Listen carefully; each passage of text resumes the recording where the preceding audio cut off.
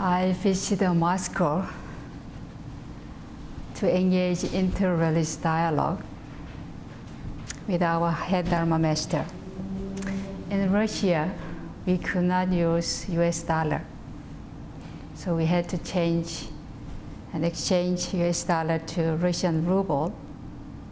And the machine I was trying, I was thinking, what kind of mind you can change like this, like exchanging currency to make it usable and effective. We can change our mind, which creating negativity, problems, suffering, into a mind which can create happiness, authentic and real happiness and positive quality in our lives.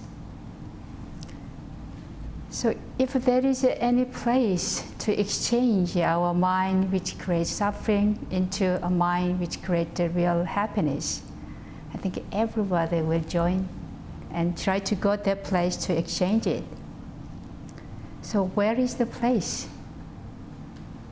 to change and exchange one mind, which is sometimes problematic, and into the different mind, a creative, positive mind? So where do you think it is the place you can change suffering into happiness, find ways to do it?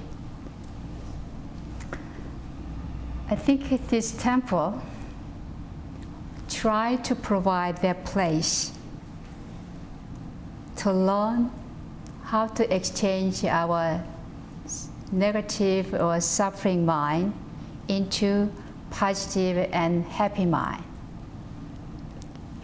So Buddha Dharma is a way to eliminate suffering and ending suffering and cultivate happiness. In one Buddhism, we call our members to not call as believers or followers. We call our members practitioners. So whoever come to our temple, joining our Sangha, our community, become practitioners. Learning Buddha Dharma, learning and understanding and believing it is not enough. That is just the basic step. The most important step is that practice when you learn. Practice Buddha Dharma in our daily life. Everyone likes happiness, real happiness, and dislike suffering. And one Buddhism educates us how to create this authentic happiness and how to eliminate and reduce suffering in our daily lives. So when you look at our world, why there are so many problems? Why there so much conflict in human relationships, national relationships, and personal relationships? And what are the root causes of these sufferings? Who creates this fighting, hatred, and hostility? Everybody wishes to be happy and avoid suffering, but few people really study what is the root causes of happiness and suffering. The difference between practitioner or none is that really understand these root causes of a problem. We believe that external condition, such as nice house, nice car, or a lot of money, all those things could be a cause of happiness. But in real sense, if you look at them, if we have those, it gives you temporary happiness, but it creates a lot more problems and sufferings. If you think money is essential in your life to enjoy your life, but think about it. Pursuing this money caused a lot of problems and anxieties. In recent years, we witnessed material advancement and advancement of technology, a lot of rapid progress we made in human society. But look at our world. Do we have that much of a material advancement and the technology advancement and all goods and services of so much readily assisting us to do things more effectively? While we have this, how about the human happiness? Do we have that corresponding increase of human happiness in our world? Indeed, today there are more problems and new problems arise on top of the existing and old problems, and the greater unhappiness today than ever before. So when you look at these statistics and the situations, happiness and suffering is a state of mind. So the main cause of happiness cannot be found outside of your mind. So cultivating your mind, cultivating inner peace is the real source of happiness. If your mind is peaceful, you shall be happy, regardless of external conditions. If your mind is disturbed, upset, and angry, you shall not be happy, no matter what kind of a good condition you are in. So external condition can only give us conditions happiness if our mind is peaceful.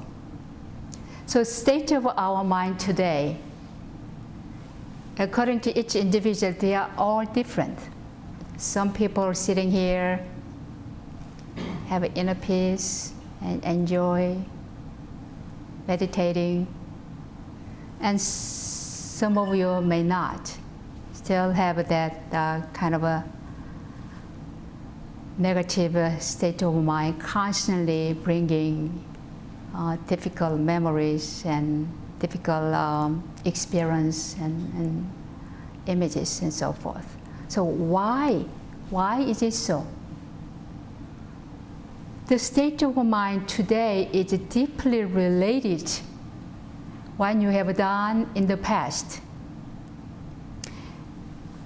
When I took an airplane from New York to Moscow, I was remembered. I just couldn't help but remember the airplane accident took place in 1983.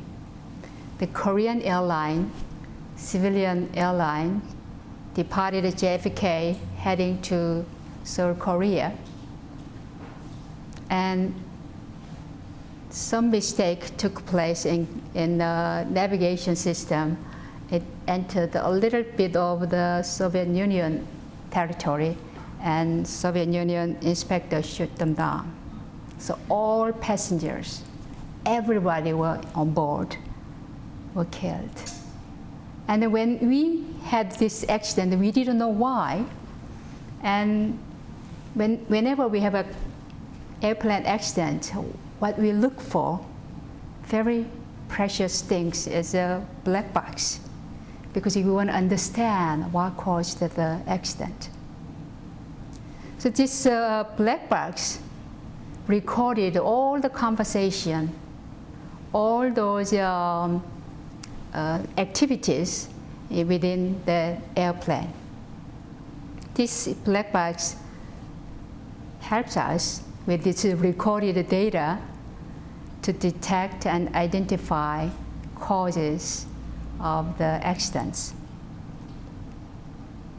And then in the airplane, I was thinking, what is a black box in human mind, in human beings? Do we have a black box? Do we have, as a human being, have this kind of black box within ourselves to restore everything we do? In fact, Buddhism taught us that we have a black box called stored consciousness. It's related with the seventh consciousness and eighth consciousness. This stored consciousness has all your data. Whatever you have done, whatever you have speak, whatever you have thought in the past, stored in your stored consciousness. So this is a rich place filled with all your past thoughts, feelings, memories, dreams, hopes, and wishes. At this time, this stored consciousness is a turbulent place filled with the dark side of this kind of emotion of fears, sorrows, anxieties, regrets, worries, and nightmares of the past. That's why when you visit some place or when you meet some person for the first time, good feeling arise without sufficient reason. But when you visit some place or meet somebody for the first time without any comprehensible reason, kind of aversion feeling arise. Why? Have you ever experienced like that? When you meet a person for the first time, you feel like a good feeling about that person, and sometimes the opposite. This is because of this stored consciousness, your subconsciousness coming out of your stored consciousness, connecting that person without your sixth sense consciousness. Sixth sense consciousness, we are understanding why it is happening the way it is. But some part of our human life, a lot of, if you really pay attention to it and examine it, a lot of human life are beyond our comprehension. The things happening in our life here and now, somewhat unimaginable, sometimes unthinkable and incomprehensible.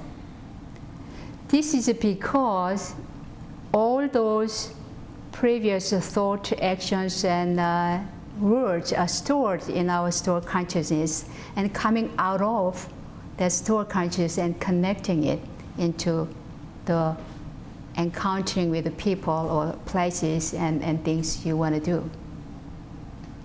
So if you meet a person who was your enemy in your previous life, without your consciousness, your stored consciousness, connecting that uneasy feeling with that person. If you meet a person who were your good friends or your loved ones or your family, good family members, then you have that kind of a loving, good feeling arise when you meet that person. So this is the understanding of one Buddhism and Buddhism, because today what we see and meet and do things and feelings and stages of our mind today is a result of yesterday. And yesterday was not only one yesterday, there were many, many yesterdays. Today we call June, what is it today? June? I must have a jet next. June, what is it today? 24th. 24th of June, we call it today. And 23rd is yesterday. And yesterday, 23rd, we called the 22nd was yesterday. And 22nd, we called the 21st as yesterday. So there are numberless yesterdays. And tomorrow will be 25th. And we call it tomorrow as, and 25th is tomorrow, and 26th will be tomorrow when we get tomorrow. So like this, there are endless tomorrow and endless yesterdays. So we don't remember everything we did in the past. If you expand today as a present life, and yesterday as a previous life, and tomorrow as a future lives, it doesn't matter you understand or not, it doesn't matter you believe it or not, it's going to happen. Because there are so many yesterdays, and there are so many tomorrow, and there will be so many todays, we call it today. So whatever happened in the past, nothing was wasted, but everything stored in your stored consciousness. That's why your mind state today as it is. So if you understand this one, today is total past over yesterdays, and today what we do, think, and speak will influence to be who we are tomorrow, who will be tomorrow.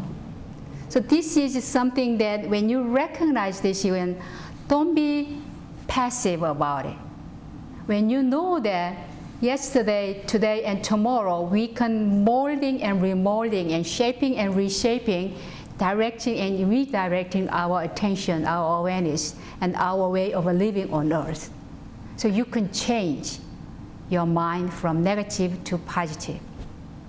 If you have a thought constantly bugging you that make you depressed, and you can challenge that thought and let it go, because it's not helping you. When you are aware of any thought arise in your mind, and when you're aware of it, you have a choice what to do with it. Any negative thought bothering you, acknowledge it and gently aware of it and let it go. And replace it with your meditation. If we want lasting happiness, we need to develop this maintaining inner peace and maintaining inner joy by practicing it, by training our mind through spiritual practice. So gradually, we can reduce and eliminate our negative and disturbed state of mind, and replacing them with a positive and peaceful and happy state of mind. So whatever you experience today, in present moment, who created it? If you are experiencing dissatisfactory suffering, who created it? In Buddhist teaching, pointing that we are creating ourselves. We are creating suffering with a mind of craving, greed, hatred, anger, ignorance, and delusion. So if you are aware of this, whenever you have thought arise from greed, or thought arise from hatred or anger, or delusion, you just aware of it, that moment is a turning point to have a wisdom to see things as they are. And how and who creates your happiness, your positive state of mind? Who is doing it for you? Your Buddha mind. You yourself is doing it. Nobody else can create happiness for you. So when you use your minds and bodies, we cultivate this inner positive quality, which is based on this symbol here called Ilwon-sang, or Buddha nature, Buddha mind. So through consistent practice, it is possible to become free from any problems and free from emotional habits of anger, greed, and delusion. We identify the moment-to-moment experience of discomfort, physical or mental pain or anxieties and anguish, At the same time, when you experience satisfaction, which comes from meeting your hope or meeting your wish or meeting your desire. In Buddhism, this kind of happiness or satisfaction is temporary. The authentic and real happiness in Buddhism means that your experience of enlightenment, your experience of Buddhahood. So that is the ultimate and authentic happiness. That's why we keep practice daily, living Dharma, living your life with the Dharma, practicing Dharma every single life, every single day. But when you meditate in the beginning, especially in the beginning of your practice, you will be annoyed by so many thoughts in your mind. Do you know how many thoughts you have in each day? How many thoughts does the average person have per day? Can you guess how many thoughts you have in your mind? 35,000. Yeah, I think there was a long time ago when we have a less information available to us. Today, it's double. According to UCLA Laboratory of Neuroimage, human brain produces approximately 70,000 thoughts on an average day. Think about it. 70 thoughts in your brain, in your mind, constantly moving and fast moving. If you don't meditate, if you don't calm down, it drives us crazy. If you have a constant thought bugging, noisy, if it's a positive noisy, it's a little better to deal with. But if it's a negative noisy, disturbing it, condemning you, judgmental, and constantly calling you you're not good enough or not doing enough, and all those things, if you have that, it is very, very difficult. So how can you calm down your mind? In One Buddhism, we have 3 practice. It was really useful when I had those thoughts in my mind. When we begin our day with a silent prayer, like a mental affirmation, it really helps you. Any moment you have that kind of negative disturbance arising in your mind, you can pray silently, inwardly, that may I be happy, may be healthy, may practice continual meditation, may I be here and now in the moment, may I be safe, may I be content, may I love myself no matter what happened as I am. So if you make that prayer, the confirmation, mental confirmation, it really helps you calming down your mind. Second very useful method to me was that chanting Nama inwardly.